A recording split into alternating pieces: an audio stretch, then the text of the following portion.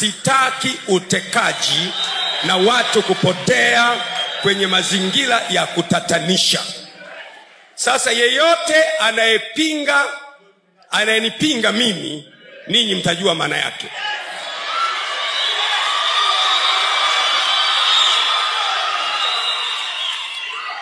Nilitoa mifano nikasema hivi, mwanangu Jordan akitekwa leo, akachukuliwa kama alivyochukuliwa ndugu yetu Muislamu mzuri Ali Muhammad Kibao hapo Tegeta jimboni kwangu. Anachukuliwa basi inasimama, anashushwa ndani na watu, wanaondoka naye mchana, alafu kesho yake anaamkia ameokotwa kule Ununio jimboni kwangu kule, ameng'olewa macho na amekufa. Nikasema akifanywa hivyo mwanangu Jordan, akachukuliwa na watu mchana, akaenda kung'olewa macho, nitajisikiaje?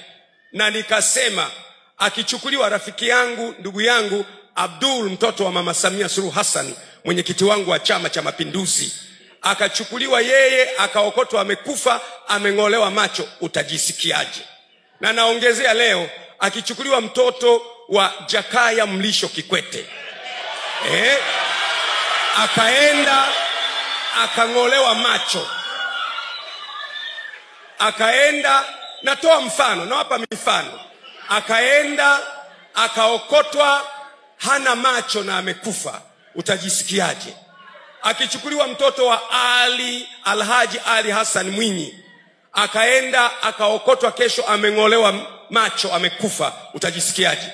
Hivyo hivyo mtoto wa Majaliwa, hivyo hivyo akichukuliwa mtoto wa John Pombe Magufuli, akaokotwa amekufa. Leo kwa nini hatuoni kilio cha hawa watu wanyonge, wenye dhiki, wenye tabu, wenye matatizo, waliochoka? Mimi nitalisimamia mpaka mwisho.